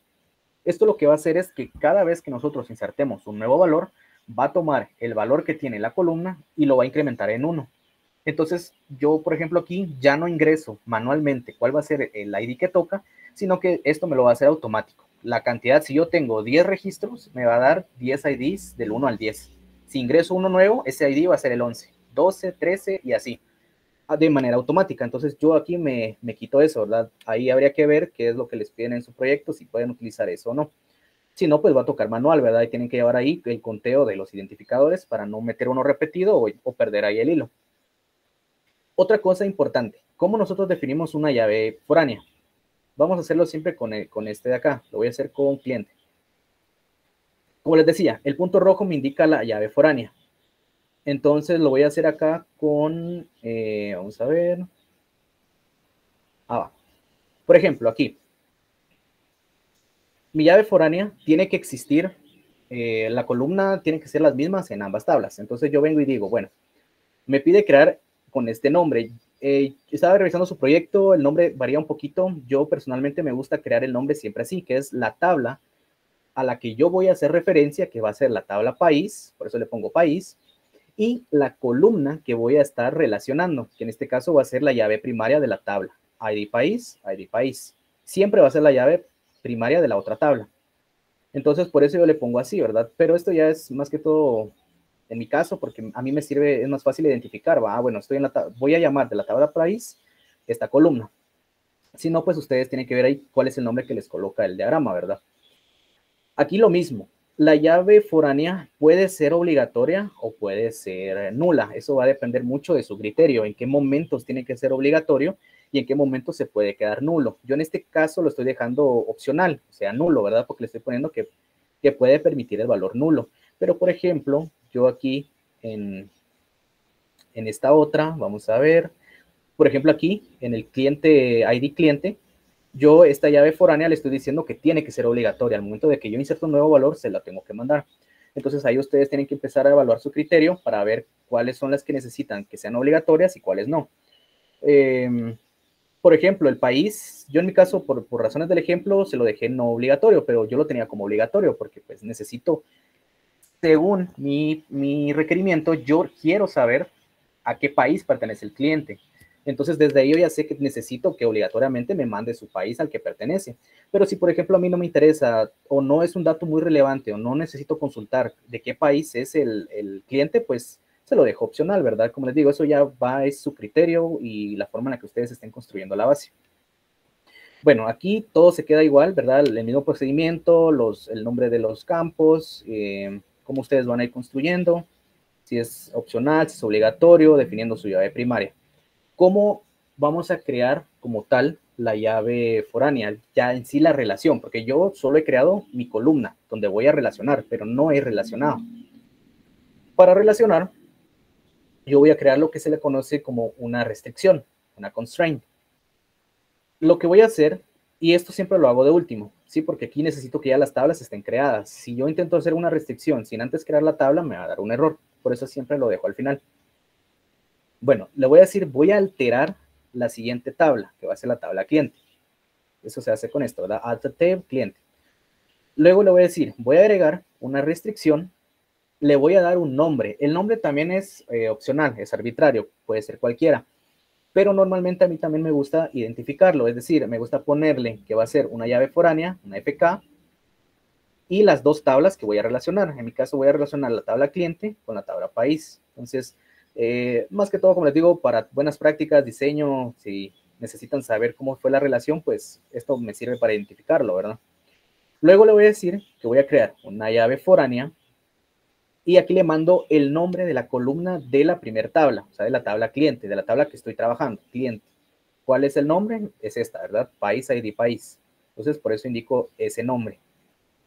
Y le digo que esa columna que ya existe en mi tabla, la voy a referenciar con la tabla país, la voy a referenciar con la tabla país, con la columna de su llave primaria, que es ID país. Y aquí le voy a poner cómo voy a manejar la eliminación. Se le pone un delete y aquí tenemos el tipo. Tenemos diferentes tipos, creo que son 4, pero de los más comunes son 2, que es el set null y una eliminación en cascada. Aquí también va a depender mucho de su criterio. Cuando nosotros borramos con set null, y lo vamos a ver en el ejemplo, bueno, pero de una vez se los digo aquí a modo resumen, básicamente, si yo tengo un país, por ejemplo, Guatemala, y yo le agregué a que el cliente pertenece a Guatemala, si yo elimino de la tabla de países Guatemala, en el cliente en su país ya no me va a salir Guatemala, me va a salir que quedó nulo, porque se eliminó el país. Sin embargo, si yo lo pongo en cascada, si elimino Guatemala, me va a eliminar todos los clientes que pertenezcan a Guatemala y me va a eliminar el registro. Entonces, básicamente voy a estar borrando de ambas tablas todo lo que tenga que ver con Guatemala. Entonces, hay casos donde es necesario, hay casos donde no. Por ejemplo, aquí yo en el ejemplo les puse de que el país me lo pusiera a ser null, ¿verdad? Lo que les decía. Si yo elimino Guatemala, todos los clientes que pertenecen a Guatemala van a aparecer con null, pero el registro del cliente va a quedarse. Sin embargo, por ejemplo, aquí yo también les puse un ejemplo donde productos y categorías, donde si yo elimino una categoría, me va a mandar a eliminar todos los productos que pertenezcan a esa categoría. Entonces, como les digo, aquí va a depender mucho de su criterio, de cómo quieren que se comporte la base de datos, si es necesario que borre todos los datos que estén relacionados, o si solo borran un dato, pues que solo borre ese dato, ¿verdad? Ahí ustedes ya empiezan a analizar. Bueno, ese sería el script de la creación de la base de datos. Para correrlo, le damos acá en este como rayito. Si todo estuvo bien, pues vamos a ver que en la salida pues no hay errores. Y si refrescamos acá, pues ya aquí tenemos la base de datos, tenemos nuestras tablas y todo bien. Bueno, esa sería la parte de la creación. Ustedes aquí ya crearon su base de datos a partir del modelo, ya crearon las relaciones y pues todo debería estar funcional. ¿Qué pasa si yo me equivoco o veo que no me está funcionando bien? Tengo aquí varias formas para eliminar. Lo primero es que tienen que indicar qué base de datos van a eliminar. Esto de acá es para eliminar un registro como tal. Lo voy a poner acá, por ejemplo. Ahorita les explico solo es para que miremos el eliminado de una vez. Miremos, por ejemplo, categoría. Vamos a ver, miremos pues. La categoría 2 es ropa. Si yo quiero eliminar un registro único, necesito indicar, bueno, voy a borrar de la tabla categoría, donde el atributo que yo deseo, en este caso es el ID, sea igual a 2. Entonces, por ejemplo, si yo corro esto de acá, para correr un pedacito de su consulta, necesitan seleccionar y ahí ya solo le dan acá y se va a ejecutar solo el bloque que se ha sido seleccionado. Entonces no hubo ningún error y si yo vuelvo a revisar, la consulta 2 se ha eliminado. Miren, ya 1 y se va al 3. Y eliminé directamente solo ese valor. Es importante que le pongan un where, porque si no le ponen un where, se va a quedar... bueno, si no le ponen un where, directamente van a eliminar toda la tabla. Normalmente, como les decía, estos gestores, este programa, ya tiene configuraciones predefinidas porque saben que a veces puede pasar. Entonces, a veces directamente no les deja, les dice que hay algún error o que no pueden eliminarla o que la configuración del programa no les permite eliminar. Esto es como una medida de seguridad precisamente porque puede pasar que no le colocan el where y claro, anteriormente sin esas consideraciones pues o borran la tabla, se arruina la base o en algunos casos, por ejemplo, hasta pueden eliminarse toda la base de datos, ¿verdad?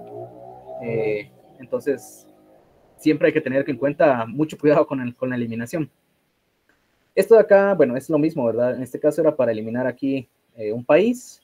Y bueno, yo aquí les agregué que esto es para eliminar toda la base. Si yo ejecuto esto de acá, miren, ya me quitó la base de datos. Ya no tengo base de datos. Esto es por si se llegan a equivocar o necesitan eliminar sus datos, pues le dan ahí, solo vuelven aquí al de creación, le dan, y ya se vuelve a crear la información. Bueno, vamos a pasar entonces a la parte de la inserción. ¿Cómo nosotros vamos a insertar datos? ¿Cuál es la forma de insertar datos en una base de datos? Aquí en MySQL vamos a decir, voy a insertar en el nombre de la tabla, que aquí sería la tabla país, y le voy a indicar en qué columnas voy a yo hacer la inserción. Aquí tengo que colocar el mismo nombre que tenga la tabla. Por ejemplo, aquí que es ID país, nombre país. Bueno, esos son los que yo le coloco, ¿verdad? Y qué valores voy a insertar en esas columnas. Y ustedes aquí empiezan a poner cuáles son los valores. Tienen que respetar el tipo de dato que le hayan indicado al momento de crear la tabla. Y, por ejemplo, si es un varchar, la longitud. Porque si, por ejemplo, aquí ustedes pusieron un varchar de 100, yo quiero ingresar una cadena que tiene 150 caracteres, me va a dar un error porque no tiene el espacio suficiente. Entonces, tienen que manejar esas validaciones también, porque si no les da error. Para ingresar múltiples valores, pueden hacerlo así, pueden hacerlo con valores separados por coma o pueden hacer uno por uno, ¿verdad? Si es uno por uno, ustedes lo colocarían así, ¿verdad? Punto y coma, ahí meten solo uno, ahí meten otro, dependiendo ahí cómo funcione su programa, ¿verdad? Si va a ser una inserción individual o si va a ser una carga masiva, pues cargan todo de una vez, ¿verdad? Bueno, aquí yo le estoy diciendo, ¿verdad? Como les decía, en la tabla de países, si se dan cuenta acá, vamos a ver países. Yo le digo que el ID va a ser not nulo y yo le estoy diciendo que se lo voy a mandar manual. Entonces, es lo que les decía, ¿verdad? Yo aquí le estoy mandando cuál va a ser el ID de forma manual y en este caso el nombre. Miremos, por ejemplo, el cliente, que era donde tenía yo el ejemplo. Recordemos, aquí está el cliente. Aquí el cliente fue lo que les dije. Yo aquí en este caso yo le puse el autoincremental para no tener que estar metiendo el ID manualmente. Entonces, si se dan cuenta, yo en las columnas, yo ya no mando a meter nada en el ID del cliente. Lo dejo, ni siquiera lo agrego acá. Porque yo ya sé que aquí directamente me lo va a ir aumentando él solito.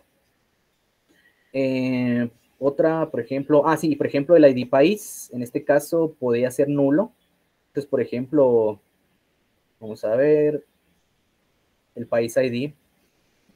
Bueno, yo aquí se lo estoy mandando, pero no es necesario. Si yo le pongo que la llave foránea, la columna de la llave foránea sea opcional, o sea, no, que sea, permita valores nulos, yo puedo omitir esta columna de acá.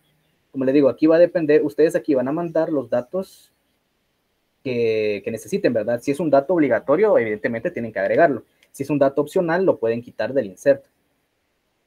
Entonces, así sería la forma. Esto es una carga masiva, ¿verdad? Pero si ustedes van a ingresar un valor individual, pues ya saben que solo colocan un valor, ¿verdad? Con los datos que necesiten y las columnas que van a estar insertando.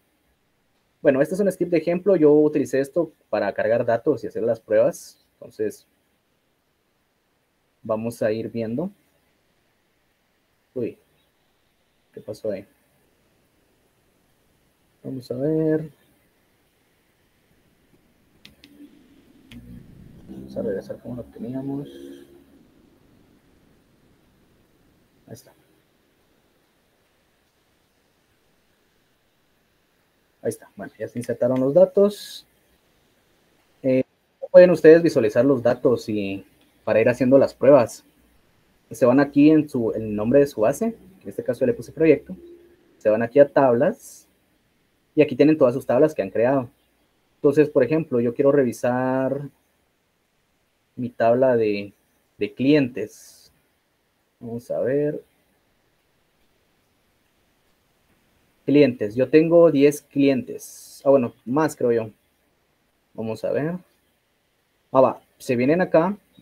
Aquí les van a salir unas herramientas pequeñas. Hay una donde tiene una como tablita, o si no le pueden dar clic derecho y aquí les va a decir que va a seleccionar las primeras 1000 líneas, que normalmente es suficiente para hacer la verificación. Entonces aquí ya les tira una consulta.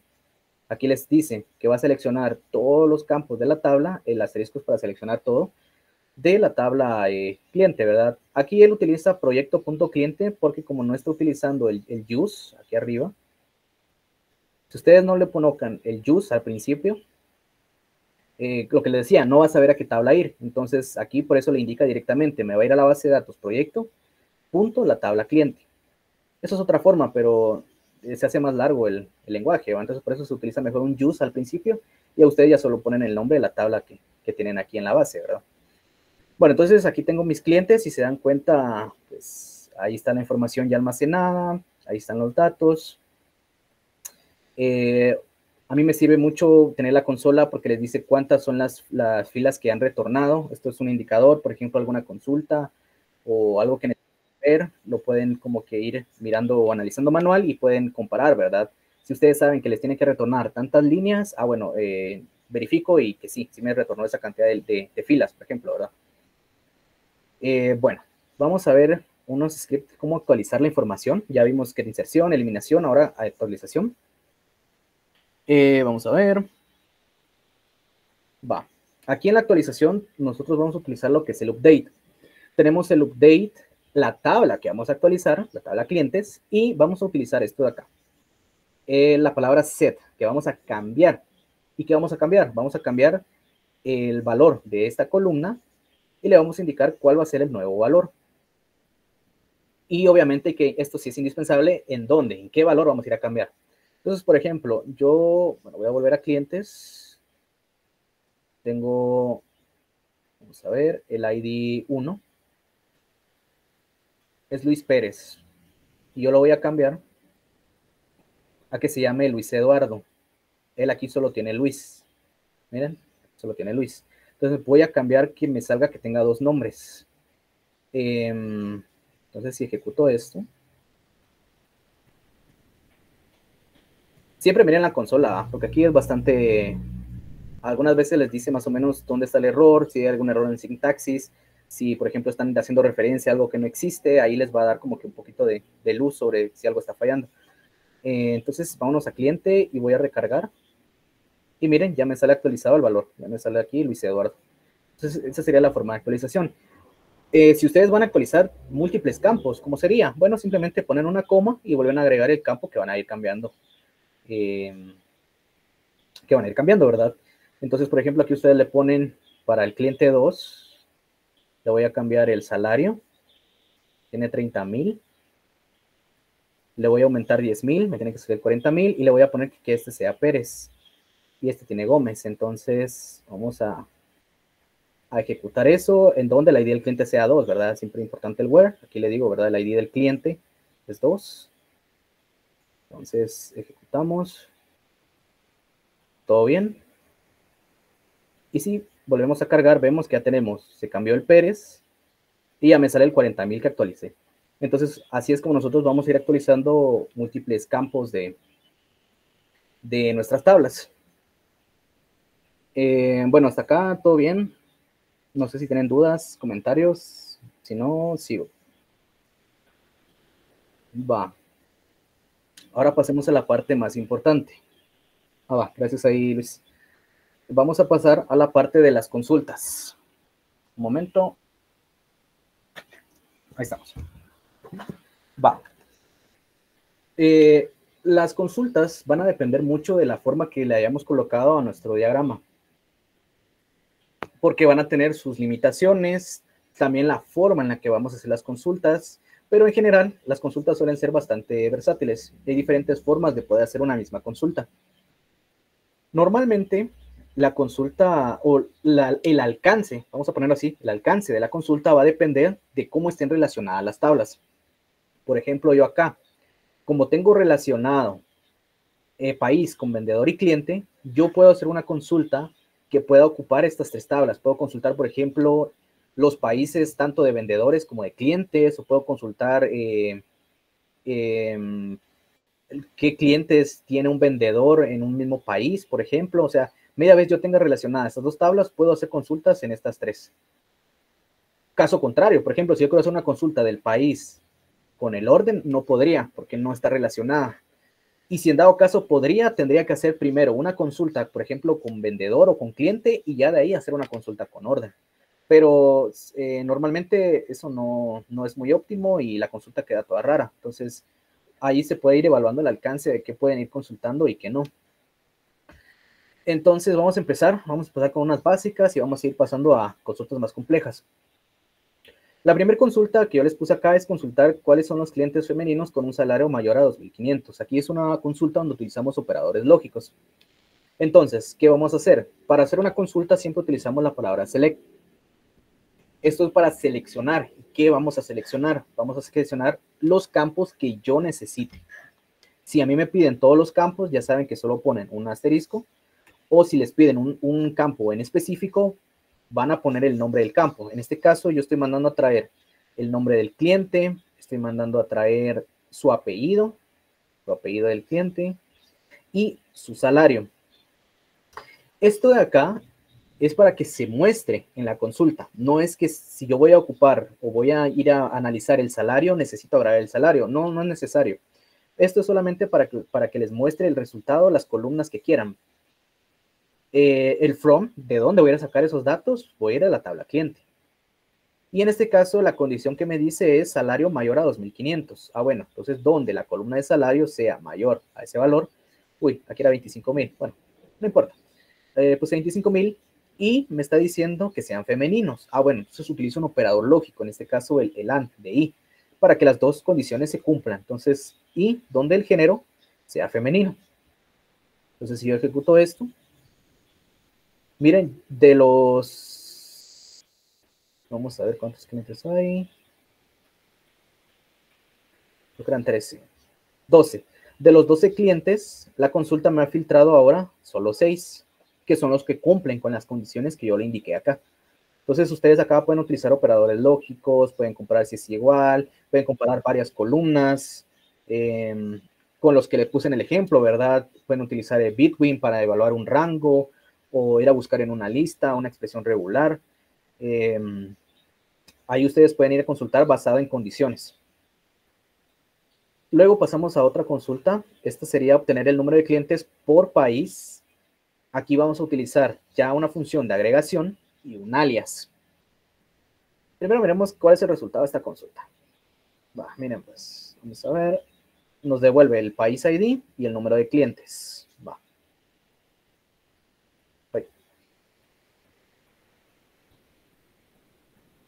Ahí está, miremos pues. Yo aquí le digo, voy a seleccionar la columna de el ID de país, siempre de la tabla cliente. Aquí estoy seleccionando literal esta columna, que es la llave foránea de esa tabla. Le voy a decir que me vas a contar todos los ID de cliente que estén relacionados a esa columna con la función de contar, que esto me devuelve el número de registros de la consulta. Me vas a contar el ID del cliente y aquí se utiliza lo que se llama un alias. Eso se utiliza con esto de acá, as, y ustedes le van a poner con qué nombre desean que la consulta aparezca. Si se dan cuenta, me aparece con este nombre. Yo le puse num clientes y aquí me sale num clientes. Eso es más que todo para cuando ustedes evalúen la consulta tener una identificación, porque si ustedes no lo colocan, que no pasa nada, pero les va a salir solamente el count.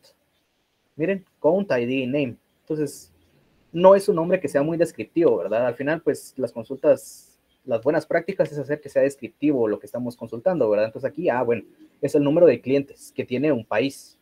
Entonces, por eso se le coloca el alias. Bueno, y cuando ustedes utilizan una función de agregación, que está en la presentación, necesitan agruparlo. Necesita saber cómo es que se va a agrupar esa consulta. Entonces, ustedes le dicen, voy a agrupar por el país, por esta columna, país ID. Cuando ustedes hacen esa agrupación, eso es porque a veces, si se dan cuenta, el ID de país del cliente tiene, por ejemplo, el primer país tiene 3 repetidos. Entonces, la función de agrupación es de que va a agarrar De esos tres va a agarrar el ID de país y va a decir, bueno, estos tres van a ser solo uno. Entonces voy a colocar solamente el ID 1 y esos tres registros yo los estoy contando en esta parte de acá y es lo que estoy agregando. Eso es básicamente lo que se hace. El group by suele funcionar mucho con funciones de agregación cuando tengo varios datos repetidos. Entonces, por ejemplo, ahí me puede dar el conteo, ¿verdad? Pero aquí todavía la consulta está, pues no está tan descriptiva, ¿verdad? Porque me está dando el ID de país, pero ¿qué pasa si yo quisiera obtener el nombre? De una vez se los puedo colocar acá. Más abajo se los muestro, pero te los puedo poner de una vez. Por ejemplo, yo puedo colocar nombre país, creo que era. Nombre país. Ay, vamos a ver. Sí, nombre país. Y yo puedo hacer lo que se le llama un join. Lo vamos a hacer más adelante, pero una vez se los puedo dejar aquí mostrado. Donde vamos a relacionar para que me salga aquí el nombre del país. Lo voy a hacer y se los explico más abajo en la consulta. Puede ser, por ejemplo, voy a poner join de la tabla país, donde el país, ID país, sea igual a ID país, creo que le había puesto. Es lo que la de aquí. Va. Entonces, si yo ejecuto esto. Que aquí me ejecutó todo. Plancha.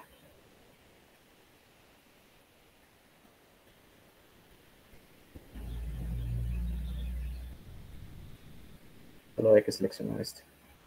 Miren, ya me sale el nombre directamente. El nombre del país, México, tiene 3. Argentina tiene 1. Y esto lo hice con esta simple línea, que se las voy a explicar más abajo.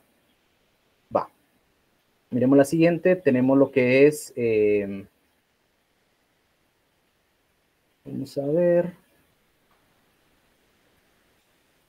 Voy a cerrar esto. Va. En este caso estoy utilizando la función de suma.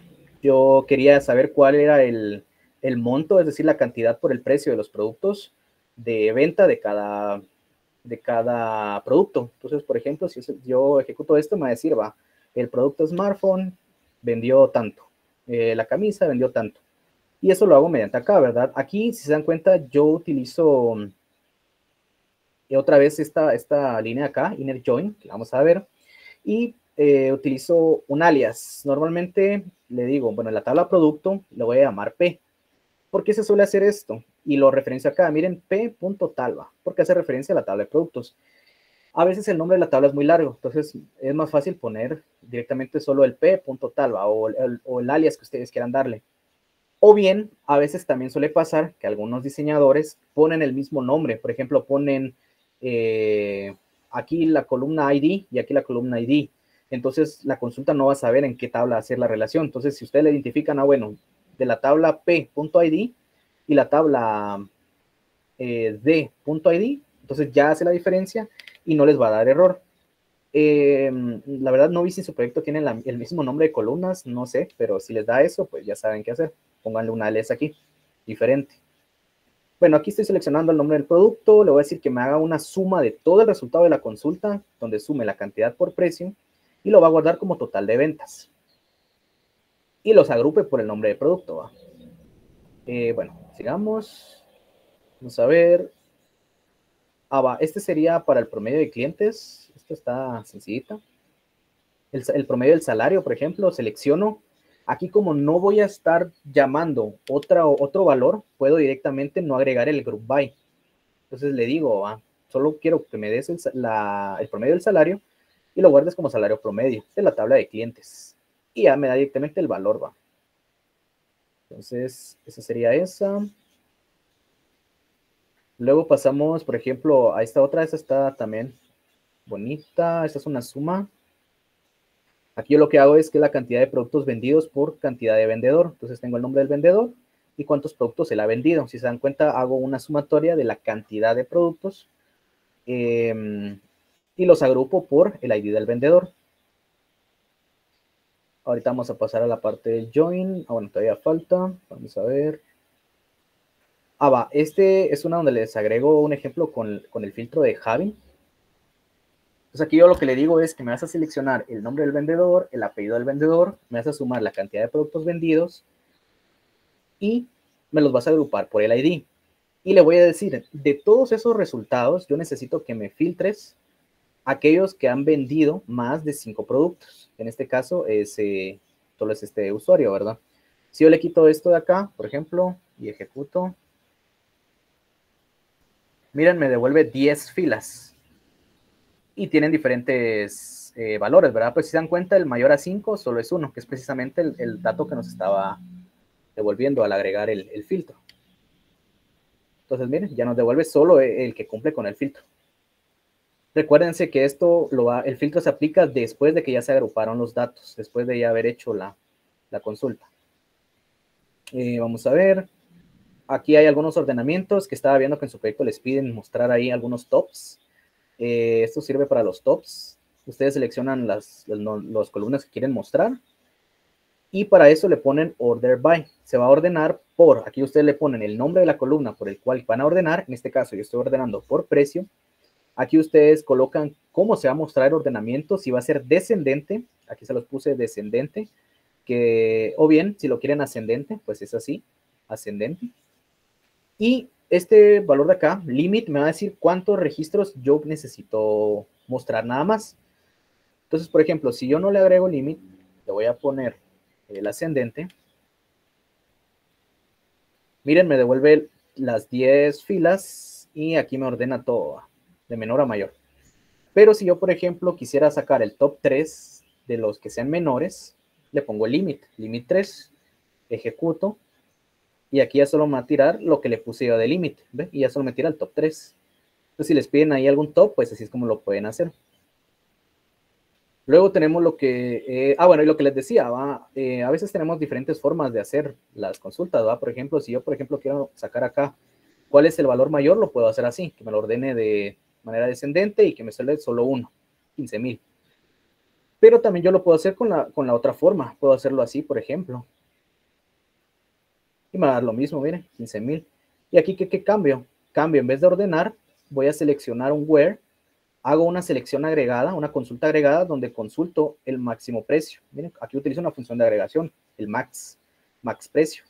Y me da exactamente lo mismo. Entonces, como les digo, hay diferentes formas de hacer las consultas.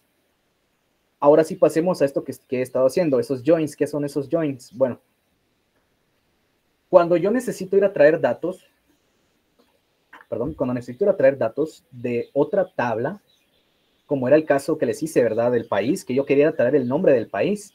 Estaba en cliente, pero necesitaba traer el nombre del país. Cuando yo necesito hacer eso, ir a traer datos de otra tabla, necesito hacer un join, que es básicamente una unión. Miremoslo como una unión de conjuntos. Tenemos una unión de conjuntos que cada conjunto pues va a ser nuestra tabla.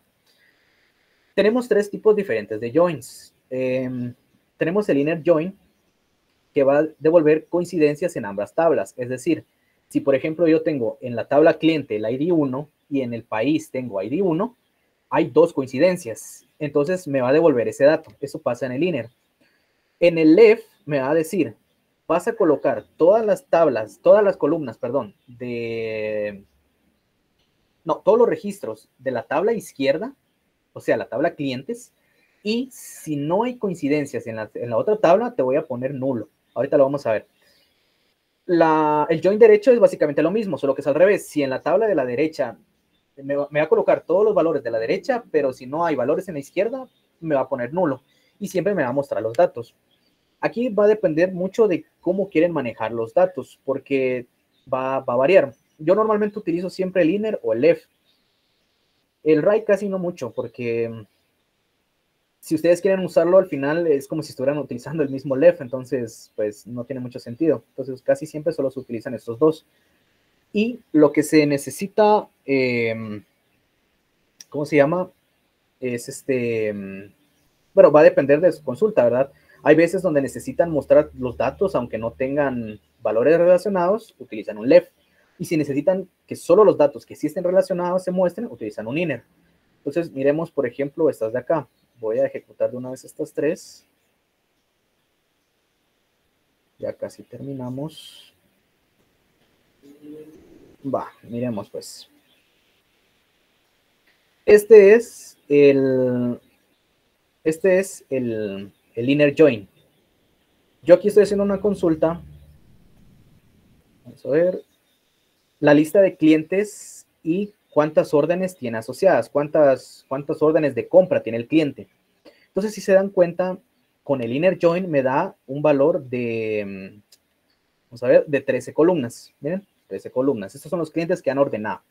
Pero, ¿qué pasa si yo quisiera obtener todos los clientes y aún si han ordenado o no?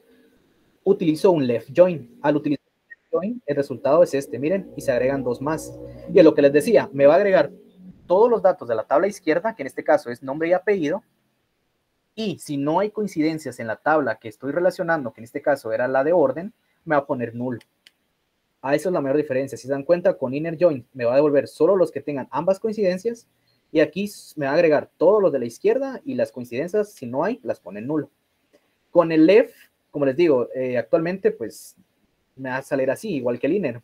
Si yo quisiera implementar un left, al final lo que estaría haciendo sería, perdón, un right, al final me estaría haciendo un left. Entonces, como les digo, normalmente o usan inner o usan un left, dependiendo lo que necesiten recuperar. Pero esa sería la mayor diferencia. ¿Y cómo hacemos un join? Ahorita les muestro. Aquí está. Para hacer un join, ustedes van a decir el tipo de join, si va a ser inner o left o right, aquí. Van a decir que van a hacer un join y van a poner de qué tabla quieren ir a traer la información. Su tabla izquierda es la que tienen en el from. Su tabla derecha va a ser la del join. Entonces yo le voy a decir, bueno, voy a juntar la tabla de orden, le voy a poner este nombre para identificarlo, le voy a decir que orden se va a llamar O, y cómo se hace el join. Se utiliza el on, y vamos a hacer esto de acá, esto siempre es así.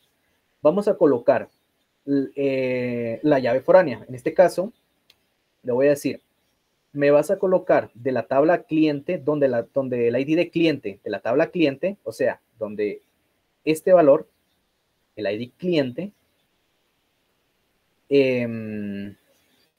sea igual a su llave foránea en la otra tabla. Es decir, cliente, ID cliente. Entonces, donde tenga este valor igual a este aquí, ahí me vas a unir este dato. Eso es lo que digo acá.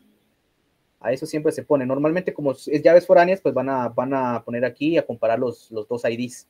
Ahí casi no hay mucho pierde. Solo que creo que se me congeló el Workbench. Sí, me quedó trabado el Workbench. Chale. Ya mi máquina ya no está muy buena.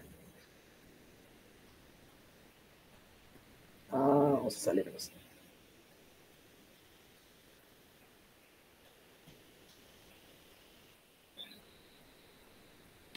Bueno, no sé si ya instalaron el Workbench, pero también tiene su proceso de instalación. Va. Entonces, así es la forma en la que ustedes pueden hacer esos inner. Y como les diga, el join me sirve a mí para ir a traer los datos de, ya sea ir a traer o consultar los datos de otra tabla que está relacionada. Entonces, estos joins también suelen ser bastante útiles porque normalmente sí me necesitan, yo necesito traer varios datos, ¿no? Pasamos entonces, por ejemplo, a la última consulta. Este de acá es esta es una consulta completa. Yo aquí les agregué una consulta que tuviera todo. Solo que, vamos a ver. Es que no utilizaba el use. No me salí, use. Aquí pueden escribir en minúscula las palabras reservadas que siempre se les van a poner en azul, solo que por convención, por estándar de lenguaje, se colocan en mayúscula, pero igual funciona si lo colocan así, ¿va? Ahí está. Entonces, miren. Esta consulta me devuelve los vendedores que han vendido más de 2 productos, los ordena por la cantidad total de productos vendidos y me va a mostrar los primeros 3. Esta es una consulta completa. Aquí yo utilizo todo lo que hemos visto. Y si se dan cuenta, tengo aquí un select de las columnas que necesito. Voy a sumar por la cantidad. Lo voy a guardar como total de vendidos. Aquí hago un inner join para ir en este caso el detalle, porque como yo aquí guardaba todos los datos, todos los productos que se han comprado, entonces aquí evaluaba, ¿verdad? Cuál es, sumo toda la cantidad que se ha solicitado, los agrupo por el ID del vendedor luego filtro todo el resultado para que me devuelva solo los que tengan mayor a 2, y de ese resultado ordeno de menor a mayor y lo limito a 3, y ya me devuelve la función, ¿verdad? Esta ya es una función, una consulta completa. Y bueno, así ustedes pueden ir dando estas consultas, ¿verdad? Ya solo es cuestión de que lo integren. Creo que estaban trabajando con .NET o algo así, creo yo. Ya solo tienen que mirar la forma en la que pueden ir a cómo guardar esta información que les devuelven para mostrarla, si es que necesitan mostrarla, ¿no? Entonces, bueno, así es como ustedes pueden ir consultando. No sé si alguno tiene alguna duda, alguna consulta, si entendieron. Si no, pues creo que ahí estaríamos. Solo último minutito les muestro. Este es el para base de datos no relacionales, que es el otro tipo que medio vimos. Gracias ahí, Mario. Y creo que no tengo ninguno acá. Pero un momentito. Dale. Jóvenes, por favor, si pudieran llenar lo que es el form de la conferencia, es el que acabo de pasar en este momento. Esto con el fin de poder evaluar lo que es la conferencia actual, ¿verdad? Por favor. Ya puedes continuar, compañero. Dale. No, solo quería mostrarles ahí cómo se miraba el otro video. Bueno, compañeros, entonces ese sería su ejemplo práctico. Yo espero que les vaya a servir para su proyecto, que sí, lo estuve viendo y está ahí potente. Entonces, pues nada, ahí como les digo, cualquier cosa, pues pueden escribirme. Sí, les voy a compartir aquí en el chat tengo un repositorio donde subí estos scripts con el modelo, por si lo quieren revisar y quieren guiarse. Ahorita se los comparto en el chat.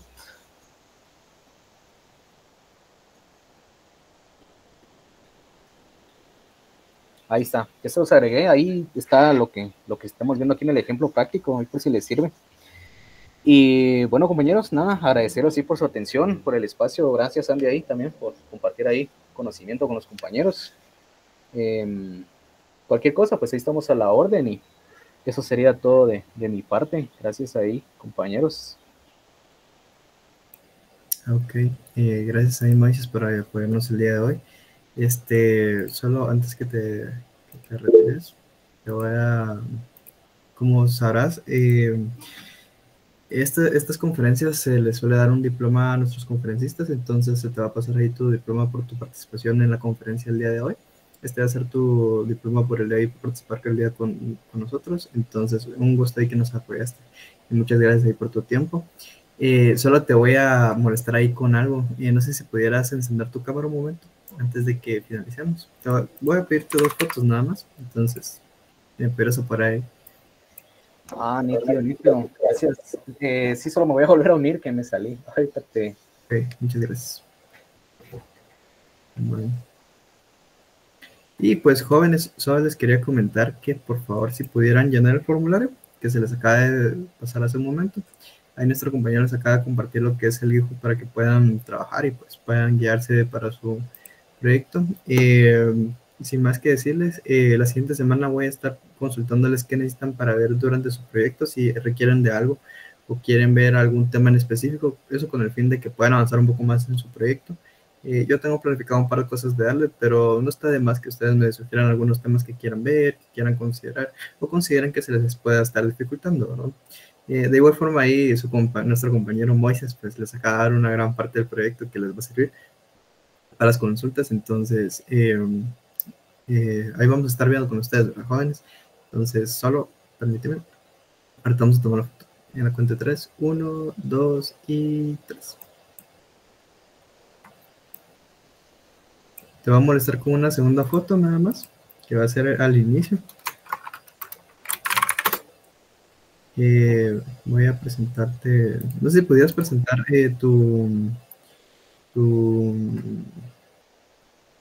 la presentación la presentación. Sí, al inicio nada más. Y ahora estamos tomando foto.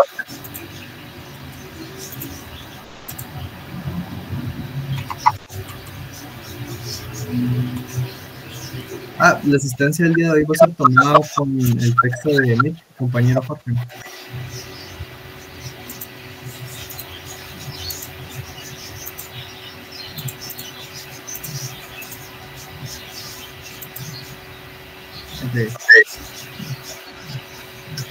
No sé si está o crees que lo omite.